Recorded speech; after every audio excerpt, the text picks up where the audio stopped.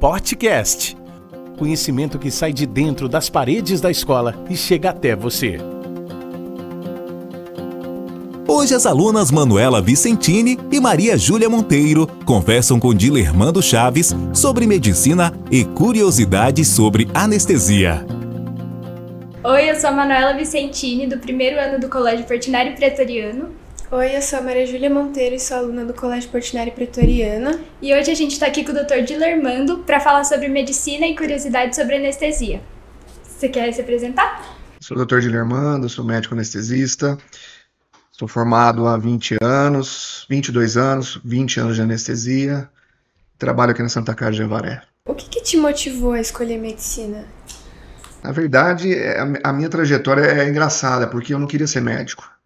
Eu queria ser advogado e queria ser delegado. Eu prestei todas as minhas faculdades de direito. Eu prestei uma medicina porque meu pai fez minha inscrição numa universidade de Minas Gerais, porque o filho de um amigo dele fazia lá. E meu pai é médico e acabou me levando para a medicina, mas na verdade eu não queria. Mas hoje eu acho que é a minha profissão mesmo. Talvez não seria tão feliz sendo delegado ou advogado como eu sou como médico. Como foi sua experiência na faculdade de medicina? A faculdade de medicina, ela é um fator à parte, né? Porque assim, a gente já entra na medicina com uma visão muito já dinâmica, querendo já participar de hospital, ambulatório, e geralmente não é assim, né? A gente tem os 3 primeiros anos aí só de praticamente teoria, só. A gente começa a ver a medicina mesmo no 4º, 5º, e aí viver mesmo a medicina 5º, 6º ano, né? Mas assim, a medicina, ela é uma situação dentro das faculdades, ela é à parte, porque se você não estudar bem, bastante, direto, e o resto da vida, você fica para trás. Então é uma profissão que você tem que se dedicar 100% da hora que você entra até o dia que você fecha o olho. Não tem jeito. Você enfrentou, alguns problemas quando você estava fazendo medicina? Se sim, quais? Durante a faculdade, não, né? Porque é tudo muito novo, né? Então, assim, vocês que estão na parte de escola, vocês têm uma metodologia, né? A hora que vocês entram na faculdade, é totalmente diferente a dinâmica, né? Então, o meu primeiro ano foi uma adaptação muito grande, porque eu saí de da casa dos meus pais e fui morar numa cidade 400 quilômetros longe, né? Então, é essa parte adaptativa que é a mais difícil, né? Que é os 3 primeiros meses aí, a gente fica bem complicado, né? Porque eu saí com 17 anos, né? Então, assim, eu não tinha nem carta, Então, você tem que cuidar de casa, você tem que ir atrás de funcionária, de empregado e tal, e correr, você tem que fazer compra de supermercado. Então, a tua rotina de vida muda, né? Então, quando você sai para estudar fora, tua vida muda completamente. Então a adaptação é só no primeiro tempo ali, nos primeiros 6 meses. São amizades novas, tudo novo, mas depois que você engrena, aí vai embora. E dificuldade em si, na profissão ali, no decorrer acadêmico, não tive muita, não. Não tive, porque eu tive uma base bem boa de estudo, então eu já vinha estudando, a gente tem o hábito de ler muitos livros, então a gente não tem muito isso aí. Você teve uma especialização? Se sim, o que te levou a fazer essa escolha? Sim, eu sou anestesista. E quando eu estava cursando, eu estava ali nos 2, 3 primeiros anos ali, eu olhava assim, meu pai é médico, eu já frequentava o hospital, meu tio é médico, e eu falava, gente do céu, o que eu vou ser? Porque eu não gosto de nada.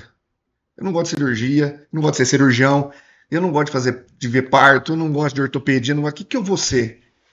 Foi quando eu tive o contato na minha faculdade com a anestesia. Um vizinho meu, ele era residente de anestesia, e a gente conversando num churrasco ali, ele falou para mim, cara, nossa, como é legal tal, e acabei indo ver ele lá nas cirurgias a meia. Dali por diante eu falei, eu quero ser anestesista. Foi no 3º ano de faculdade. E dali para frente eu falei assim, eu quero ser anestesista. Eu nasci para ser anestesista, porque ali eu me encontrei.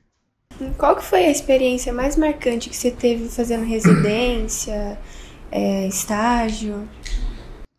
Eu tive uma experiência, assim, eu tive várias experiências, né? Eu tenho 22 anos de medicina, 20 anos de anestesia, eu já passei por muita coisa, já vi muita coisa nessa vida, né? E a gente acaba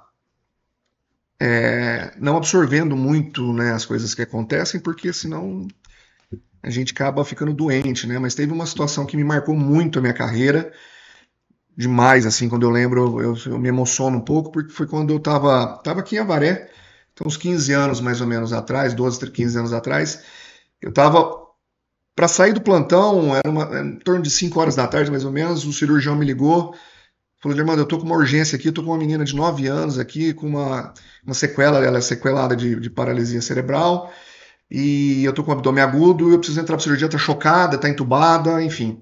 Chocada é quando assim, não tem pressão, tá?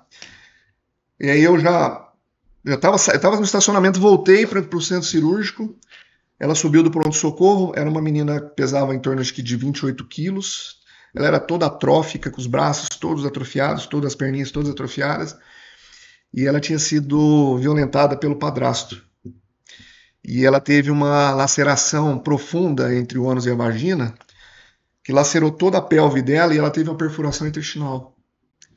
Então foi um momento difícil ali pra gente, porque foi emocionante, e ela chocada, ela teve a parada cardíaca 3 vezes, a gente reanimou as 3 vezes, fizemos de tudo pra ela, ela foi pra UTI, depois de 8 horas ela faleceu. Então eu me emociono porque foi um caso que me marcou muito por ser uma criança de 9 anos, uma sequela, e assim, é difícil, mas a gente tenta, no modo geral, não absorver tantas essas tragédias que acontecem, porque eu vivo tragédia praticamente todos os dias, né, na minha profissão, acidente de carro, acidente de moto, então a gente pega situações muito violentas, né, mas também tem as situações reconfortantes, que são as cesáreas, os partos, né, de você, o paciente que está lá precisando de fazer uma cirurgia para um câncer, uma coisa que você faz, é paciente curado, então isso é um benefício que só nós sabemos como é que é prazeroso isso. E como você lida com o estresse e a carga emocional da profissão? Eu tenho outros hobbies, né? Eu tenho que ter, porque senão o médico tem que ter alguma coisa além da medicina, né? Como eu lido muito com urgências, né? Trauma, tudo, você tem que ter uma válvula de escape. E eu tenho algumas válvulas de escape, né? Eu tenho alguns hobbies. Eu tenho uma academia de jiu-jitsu, eu sou professor de jiu-jitsu. Eu sou atirador esportivo também, então eu sou piloto de avião. Eu tenho alguns hobbies aí que eu vou fazendo para tirar um pouco esse estresse do dia a dia que a própria profissão me produz, né? Você falou das habilidades, de que, tipo assim, às vezes você não pode meio que se traumatizar. O que você acha, tipo, de mais importante, que é uma habilidade, tipo, importante para alguém que for fazer medicina? A primeira coisa que a gente precisa entender é que a medicina, ela, além dela ser uma profissão, ela é um sacerdote. Então, assim, é um sacerdócio, né? Então, a gente precisa ter o engajamento na profissão. Então, a gente precisa se dedicar à profissão. A gente precisa entender a profissão em si. A gente não pode... no começo, você vai ficar traumatizado. Você vai ver coisas que você vai falar, eu vou abandonar. Eu quero largar isso aqui, porque eu não aguento ver isso, sabe? Então, a partir do momento que você escolhe aquilo ali, você sabe que aquilo vai ser a tua vida, você deixa de lado toda a parte sentimental que vai te afetar, né? Para você poder cuidar do semelhante. A gente tem uma coisa engraçada quando a gente vai viajar de avião, né? A aeromoça fala, em caso de despressurização, as máscaras cairão. Coloque em você primeiro, para depois você ajudar o seu companheiro do lado. Na medicina é a mesma coisa, você tem que cuidar de você, para você poder cuidar bem do outro, porque senão vai ficar 2 doentes, né? Então a gente tem que ter essa parte emocional bem forte. Um médico, ele tem que se manter atualizado, né, com as coisas que estão acontecendo, novas práticas. Como que você faz isso? A medicina, ela é muito dinâmica, né? Ela é...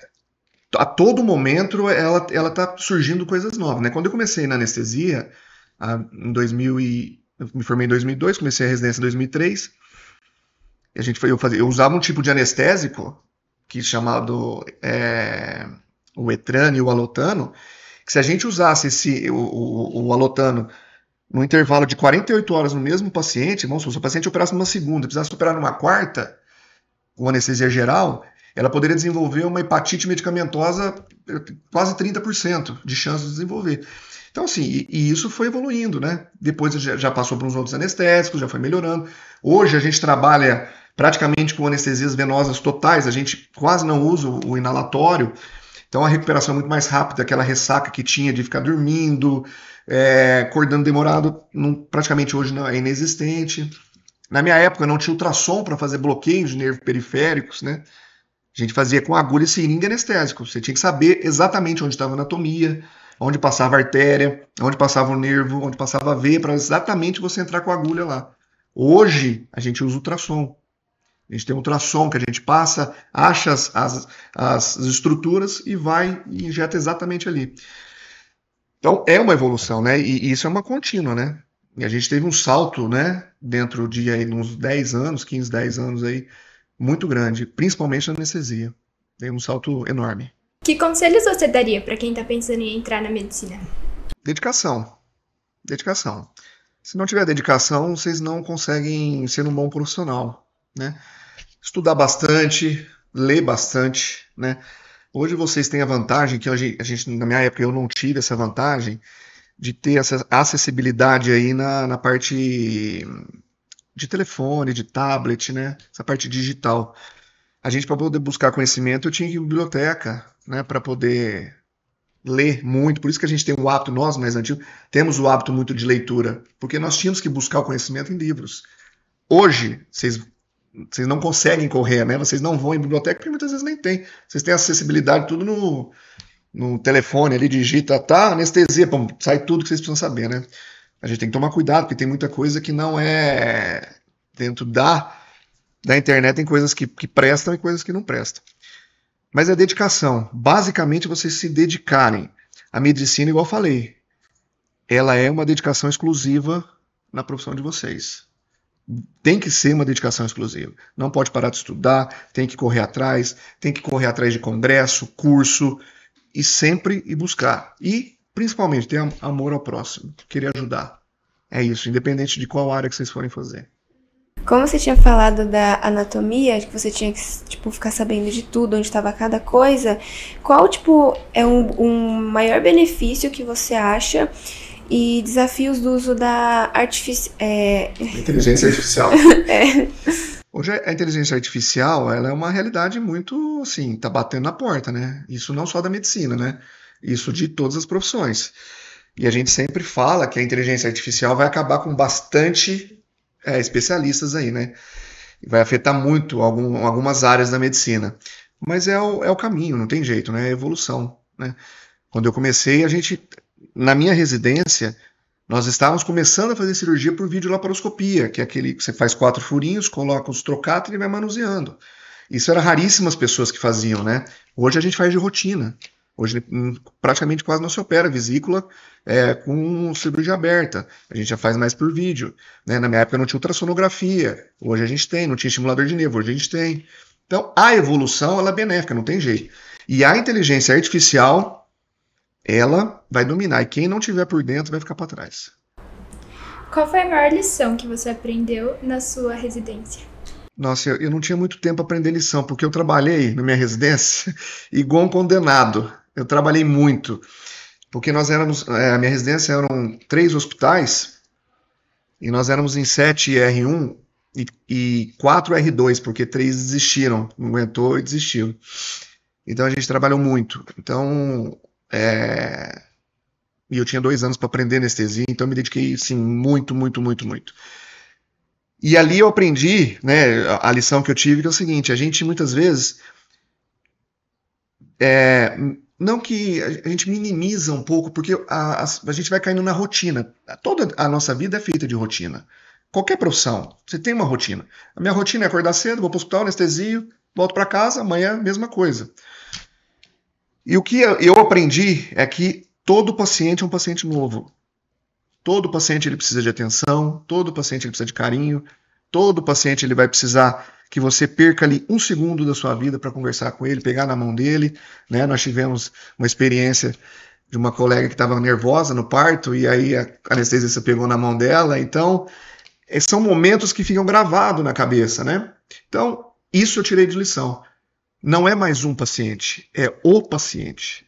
Então, é o carinho sempre renovando. Sim, se você pudesse voltar atrás, você faria algo diferente em sua carreira ou não?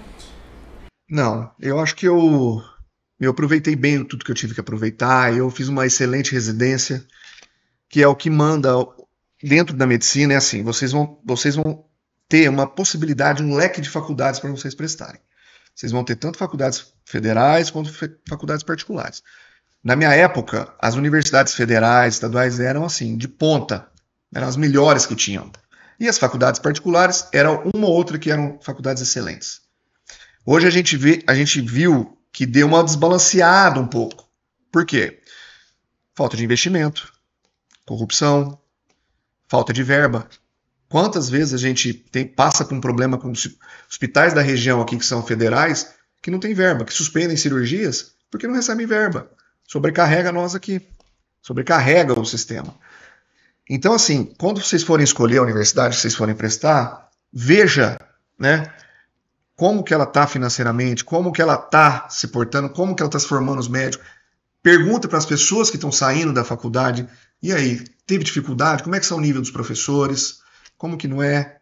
Para vocês não entrarem e terem uma dificuldade depois. E o que vai mandar na vida de vocês serem um bom profissional é a residência médica. Então vocês têm que prestar residência num lugar que tenha um know-how bom.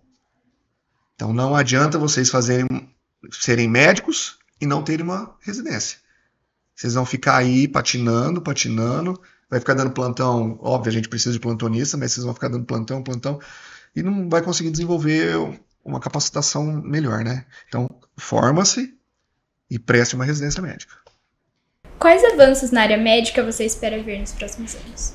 É o que a gente comentou, da inteligência artificial, né? Hoje a gente está vendo aí, fora as cirurgias de videolaparoscopia, que, né, já virou rotina, as cirurgias robóticas, né? Então, hoje a gente vê um cirurgião do Japão operando um paciente no Brasil, ou vice-versa, do Brasil operando um paciente no Japão por robótica. Então, a gente vê, e numa visão acelerada já disso aí, que a tecnologia ela vai dar uma ultrapassada em algumas áreas, né? Mas nada vai substituir o conhecimento médico. Nada. Pelo menos por enquanto, né? Eu acho aí por uns 50 anos ainda, né? Então, a gente tem que estudar, não tem jeito. Vamos estudar. Dentro da sua área de anestesia, tem vários mitos, que nem como a sedação e a anestesia são a mesma coisa. É ou não? A sedação ela é caracterizada como uma anestesia, né? Qualquer anestésico que eu introduzo no paciente é considerado uma anestesia. Nós temos as diferenciações de tipos de anestesia, né? Nós temos as anestesias de bloqueios periféricos, anestesias com bloqueios regionais, anestesias venosas, anestesias inalatórias. Então, ela abrange uma certa... A gente diversifica um pouco nisso aí. Então, a anestesia regional é uma coisa, a sedação, uma sedação leve, onde eu só tiro um pouco, abaixo o nível de consciência um pouco, mas a pessoa ainda continua respirando normalmente, né, voluntariamente, mas tira um pouco só a sedação. E tem as anestesias gerais que a gente brinca que a gente desliga o disjuntor do paciente, né? Então, a gente zera, né? Ele não respira, quem respira é uma máquina que respira por ele. Então, ele é assistido da hora que começa a cirurgia até a hora que termina. Você falou que a anestesia geral é como se fosse tipo desligar. É perigosa, tipo, da pessoa não poder voltar? Então, eu vou passar uma informação para vocês que vocês não sabem. Vocês sabem qual que é a atividade mais segura do mundo? É a aviação, é o voo. Sabe qual que é a segunda? A anestesia geral. É a segunda atividade mais segura do mundo. Por o número que se faz, por o número de intercorrência que tem. Vocês imaginam todos os dias no mundo inteiro fazendo anestesia geral. Então a gente pega o tanto que a gente tem pelo volume que tem de intercorrência, a gente faz esse cálculo. Então a anestesia geral é extremamente segura. É óbvio quando você está com um bom profissional, né? Ela pode causar paralisia ou não? Não, né? Ela vai causar paralisia pelos anestésicos, né? Que é temporário. Mas depois ela é revertida, né? É anestesia temporária, depois a gente vai fazer a reversão da anestesia. Só naquele momento do ato cirúrgico. É verdade que a anestesia hack causa dor de cabeça? É verdade, em termos. né? O que acontece? Antigamente, a gente tinha uma incidência maior disso, que a gente chama de cefaleia pós-hack. O que é a cefaleia pós-hack? Vamos imaginar que a gente tem nosso cérebro e a gente tem uma bainha, né? Que reveste, ela chama duramata. Então ela sai do cérebro, passa na coluna e vai até lá embaixo. E ela protege porque ela fica um líquor, né, dentro desse canal. O líquor, o que ele serve? Ele serve para evitar o trauma na cabeça, né, para o cérebro não ter esse impacto, e para tratamento de infecções, né? O líquor ele serve como meio também de evitar infecções. Então quando a gente faz a hack, a gente perfura essa dura mater, a gente faz um pertuito nessa dura mater e injeta o anestésico. Antigamente as agulhas eram muito calibrosas, grossas. Então você imagine que a gente que esteja num porto onde tem um navio atracado com uma corda. Quando a gente faz esse pertuito, o líquor fica vazando nesse canal. O cérebro ele fica numa posição de zero pressão, estático. Então o que acontece? Quando a gente tem essa diminuição do líquor, esse vazamento, o cérebro abaixa. A mesma coisa, você tem um barco com uma corda, ele vai abaixando, essa corda estica. E aí acontece, a gente tem uma dor de cefaleia por tração das estruturas cerebrais. Por isso que quando a gente deita, melhora essa dor de cabeça. Porque o cérebro volta à posição estática, melhorando. A gente levanta, tem a dor de cabeça. Mas hoje, com o advento das agulhas, as agulhas hoje são muito mais finas, é um pouquinho mais grossa que o seu cabelo. Então, esse índice que era de 30% caiu para menos de 1%. Então, a gente teve uma melhora muito grande nisso aí. Mas pode acontecer. Você falou que tem vários estilos de, tipo, fazer anestesia. Qual que é a mais perigosa, assim? Ou não tem? Não existe a mais perigosa, né? Existe a anestesia mais indicada para aquilo que você vai fazer, né? Não tem, assim, o que a gente fala, porque as pessoas têm medo da anestesia geral, porque a gente usa mais anestésicos do que uma raquianestesia, do que uma peridural, do que um bloqueio de plexo, né? Então a gente usa hipnóticos, remédios de curare que bloqueia toda a sua célula para você não fazer um movimento, parar de respirar. E algumas dessas drogas pode eventual causar uma reação anafilática ou a relação anafilactoide, que são as alergias que podem apresentar até uma gravidade até de morte. Mas são casos muito, muito raros. Volta naquilo que a gente conversou, que a anestesia geral é a segunda mais segura das atividades do mundo. Então, o risco que acontece de uma reação é muito grande. Eu tenho 22 anos de profissão, eu tive uma reação anafilática grave. Foi num parto cesariana que a paciente chegou, eu estava na residência, estava no meu R1, a paciente chegou com descolamento de placenta gravíssima, já chocada, eu tive que entubar, eu fiz uma indução anestésica nela, ela fez uma reação gravíssima ao anestésico, ela inchou, teve uma parada cardíaca, tive que entubar, reanimar, nasceu o nenê, teve que entubar o nenê, reanimar o nenê que nasceu em parada cardíaca. Esse foi um caso extremamente grave. Ela foi para uma UTI, ficou 30 dias em coma, mas foi o único caso grave que eu tive por a paciente apresentar uma reação com o anestésico que eu fiz, né? Que é um anestésico que era indicado na época, mas ela teve uma reação que não dá para saber também se a paciente é alérgica ou não. Foi o único caso que eu tive. Reações leves, como urticária, mancha, prurido, que é coceira, isso é relativamente, assim, acontece com uma certa frequência, mas reações anafiláticas graves, assim, não. É muito raro. Tem muita gente que tem medo de acordar durante a anestesia. É possível? É possível. Você pode superficializar. Raro, pode superficializar. E por isso que eu falo, você tem que escolher um bom anestesista para estar do seu lado. Porque o que acontece? O anestesista ele é teu anjo da guarda. Ele está cuidando de você. Tudo que acontece durante a cirurgia, tudo, de intercorrência, quem resolve é o anestesista. Se teve uma parada cardíaca durante um procedimento, o cirurgião vai parar e você, o anestesista, com a equipe que vai coordenar a reanimação. A arritmia cardíaca é o anestesista que reverte. Um broncoespasmo, quando o pulmão fecha, é o anestesista que reverte. Reposições de todos os eletrólitos do corpo, é o anestesista que reverte. Edemas, é o anestesista que reverte. Tudo é o anestesista. Por isso que eu falo que o anestesista ele precisa saber de tudo. Ele precisa saber de fisiologia, farmacologia, anatomia, medicina de urgência. Ele precisa saber tratar tudo. Porque é assim, ó, questão de segundos. Eu tô anestesiando você, de repente você faz uma arritmia. E se eu não tratar imediatamente, você evolui para uma parada cardíaca. Então eu tenho que estar 100% atento nisso aí. Então o anestesista tem que estar colado em você. A superficialização é quando, muitas vezes, o estímulo cirúrgico é maior do que a potência minha anestésica. Então eu preciso equalizar a minha potência anestésica com o estímulo que está sendo feito. Existem cirurgias que eu tenho um estímulo de dor altíssimo e tem cirurgias com estímulo de dor mais baixo. Uma cirurgia cardíaca onde eu abro o tórax, eu tenho um nível muito alto de dor. Cirurgias de tórax, que eu tenho que abrir o tórax, dói demais aqui, porque toda a costela passa uma artéria e um nervo uma veia. Então você imagina fazer um afastamento daquilo ali, dói absurdo. Então eu preciso aumentar minha dose de anestesia. Então se eu me perco nesse balanceamento aí, o paciente pode acordar. Mas 99,9% dos pacientes não lembram que acordou na anestesia. Porque as drogas que a gente faz, elas são hipnóticas e causam amnésia retrógrada. O que é amnésia retrógrada? Nada que foi para trás você lembra. Então, se eu administrar um negócio, vocês falam assim, nossa, não lembro nem que eu fui para a cama da mesa de cirurgia. Então, muitas vezes é o que acontece. É difícil acontecer, tá? Porque a gente tem sinais nos monitores com aumento da frequência, aumento da pressão.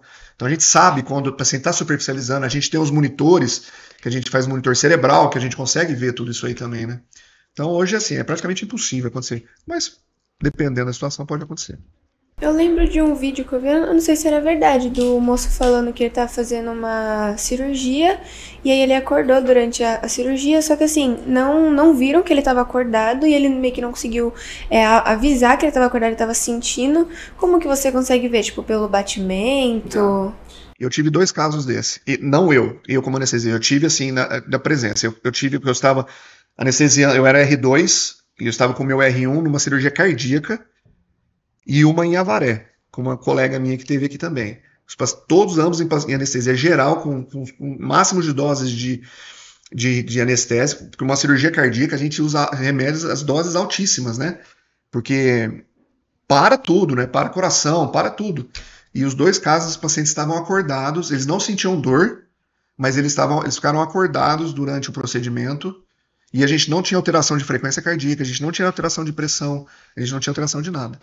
Eles estavam acordados, ficaram acordados, mas não sentiram absolutamente nada. Isso é extremamente raro. É muito, muito, muito, muito, muito raro. É raríssimo acontecer isso aí. Isso, assim, 99,999% não acontece. Então, eu tive esses casos aí, mas é verídico isso aí. Isso pode acontecer. Como foi o sentimento de você fazer a sua primeira cirurgia?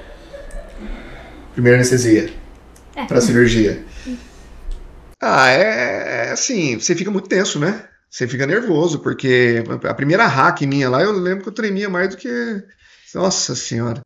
Hoje você chega, papai, em 10 segundos você faz, mas é uma emoção nova, né? Tudo que é primeiro, assim, você tem uma emoção. E depois que você faz, a medicina é bonita por causa disso. Quando você tem o propósito e você consegue ajudar as pessoas, a tirar dor, eu acho a anestesia fascinante por causa disso. Quantas vezes a gente chega paciente lá urrando de dor, você vai lá, anestesia calma, aquela tranquilidade, você tirou aquele sofrimento da pessoa. Então isso não tem preço para nós. Então a gente vê, quando eu comecei fazendo, eu me sentia assim, muito bem, sabe? Eu queria fazer, eu queria fazer mais, porque a gente via aquilo que a gente está prestando a fazer o bem pro paciente, né? Então isso é muito gratificante, é muito legal. Qual foi o tempo máximo que você teve que, acompanhar uma cirurgia? Provavelmente deve ter sido uma cirurgia de uma malformação venosa que a gente teve aqui em Avaré, cerebral. Eu acho que eu fiquei anestesiando, acho que foi umas 10 horas, 10, 11 horas, mais ou menos. Acho que foi o meu máximo, eu acho. Porque quando a cirurgia é muito longa, que tem cirurgias que e principalmente nas malformações cerebrais, que pode levar até 2, 3 dias a cirurgia, a gente troca a equipe, né? Sai uma equipe, entra outra, sai a equipe, entra outra. Tem cirurgias relatadas aí já de 2 dias e meio, aí, 3 dias. E aí você acaba trocando a equipe. Mas como a gente está aqui numa cidade pequena, tem poucos anestesistas, né? E a gente não trabalha mais com essas cirurgias muito de alta complexidade, malformações, a gente faz tumor cerebral, aneurisma, mas são cirurgias aí em média de 6 horas, 5, 6 horas. Então, Então, provavelmente a máxima que eu tive foi umas 12 horas de cirurgia. Você falou, né, dos carrinhos de anestesia, como que funciona? Na anestesia geral, a gente precisa de uma máquina que faça a ventilação que você não está fazendo. Então, o carrinho de anestesia é como se fosse um pulmão externo, aonde eu consigo, nele, colocar o anestésico no seu pulmão para fazer a dispersão para você poder ficar anestesiado. Então, você não respira, né? Porque a gente faz drogas para você parar o teu corpo, porque senão o cirurgião não consegue operar você ventilando, né? Então, a gente bloqueia todos os seus sistemas de transmissão sináptica e a máquina ventila por você. Então, ela coloca o oxigênio dentro de você, você tira o CO2 para a máquina, ela faz a limpeza junto com o anestésico e volta para você. E fica fazendo esse ciclo até o final da cirurgia. Acabou a cirurgia, a gente faz a reversão, né? Para você poder voltar a respirar, voltar com os estímulos, e aí a gente faz a extubação, que a gente chama, né? Que a gente coloca um tubo dentro da sua traqueia para poder fazer a ligação com essa máquina externa. Como que é a rotina lá na Santa Casa? Bom, a rotina nossa aqui é o seguinte, nós somos em 5 anestesistas, né? O nosso grupo é 5, nós somos em 5. Nós temos cirurgias eletivas todos os dias, né? Nós ficamos de plantão 2 anestesistas, 3 anestesistas de manhã. Na verdade, nós ficamos em 4, né? Mas com o plantão mesmo são 2. Nós ficamos em 4 na rotina de manhã, 2 à tarde, 3 à tarde e um plantonista à noite de final de semana. Então nós temos a rotina nossa cirúrgica de manhã à tarde e nessa rotina entra as urgências junto, né? Então, segunda a sexta é essa vida nossa. Operar eletiva, urgência, eletiva, urgência, eletiva, urgência. E à noite são os plantões de urgência, né? Não tem cirurgias eletivas, nem no final de semana. A gente só trabalha com urgência. A nossa carga aqui é pesada porque a gente não trabalha só para Avaré. Nós damos assistência para mais 16 municípios vizinhos. Então, tudo que acontece nos 16 municípios vem para Avaré. Se é caso cirúrgico que não consiga resolver, tem uma complexidade maior, vem encaminhado central de vagas para cá e a gente opera. Então, a gente aí faz nós fazemos em média em torno de 500 cirurgias por mês aqui em Avaré. É bastante, né?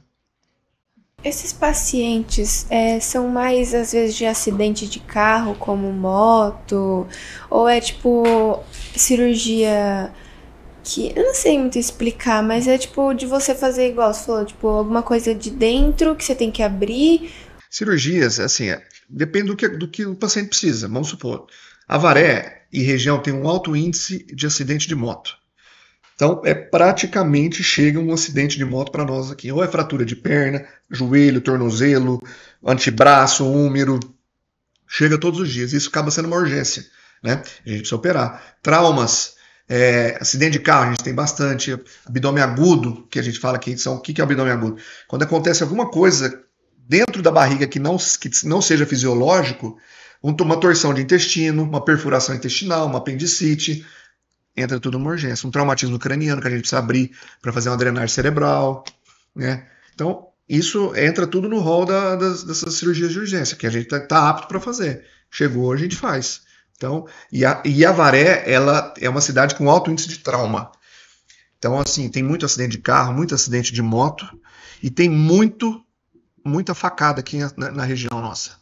Tem muito trauma com faca, com arma arma branca. Arma de fogo também tem algumas. Mas facada, geralmente plantão de final de semana aparece a gente operar. Tem alguma história engraçada, tipo, que você já vivenciou? A gente tem bastante, né? Mas tem pro sigilo a gente não pode contar, né? Mas a gente faz alguns anestésicos que o anestésico ele age no ID, né, cerebral. O que é o ID? O ID é aquele sistema de sono nosso que a gente tem vontade de falar, mas é bloqueado para não falar. Então, ele faz essas liberações do I, do superego, do ego, de tudo isso aí. E muitas vezes a gente faz um anestésico, aí a paciente começa a falar, nossa, doutor, o senhor é isso, o senhor é aquilo, que graças a Deus estou aqui. Então, assim, a gente tem bastante história, viu? Mas, assim, já é rotina nossa, a gente entra e fala, e xinga marido, e mulher xinga... E pede gelo, e para fazer batidinha. Então, isso tem demais. Mas assim, é tanta rotina, isso é a rotina da nossa vida, que aí a gente aprofunda um pouco mais, dorme Porque também a gente não quer que o paciente fique falando durante a cirurgia, né? Porque senão atrapalha, né? Então a gente ceda mais, aí a gente acalma isso aí. Tem uma amiga que ela fez rinoplastia e aí ela tomou anestesia, só que aí ela não podia tomar sol. Por que que pode, tipo, acontecer isso? Falaram que poderia, tipo, dilatar. Então, na rinoplastia, por causa do sol, você causa a vasodilatação. Nenhuma cirurgia que a gente faz, a gente aconselha a tomar sol. Por quê? Porque o sol, ele vai criar uma melanina ali na onde é o processo cicatricial. Então, aonde você tem uma cicatriz que poderia ficar da cor da pele, ela vai ficar marrom. Então, a gente pede para não tomar sol durante o processo cicatricial. E a parte do nariz, você causa uma vasodilatação importante, onde você pode aumentar o sangramento nasal. Você vê, a gente de vez em quando não está aí sangue no nariz por ressecamento ou por alguma situação. O sol causa a mesma coisa.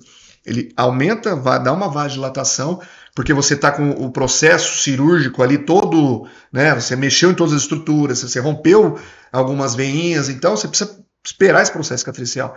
Então, por isso que muitas vezes a gente faz gelo para dar vasoconstrição para não aumentar o sangramento. É basicamente por isso. Doutor, tem mais alguma coisa que você quer falar? Eu queria agradecer vocês por terem me chamado aqui. Anestesia é um tema que, sim, todo mundo tem medo, não tem jeito. As pessoas chegam no meu consultório, doutor, eu não tenho medo da cirurgia, eu tenho medo da anestesia. Isso a gente vê todos os dias, né, no consultório. Então, vim aqui poder explicar, tirar um pouco desse medo, desses mitos que tem. E eu posso garantir para vocês, a anestesia é segura, extremamente segura. Então, quando forem operar, escolha um bom profissional, escolha um bom médico, um bom cirurgião, um bom anestesista, para que possa acompanhar.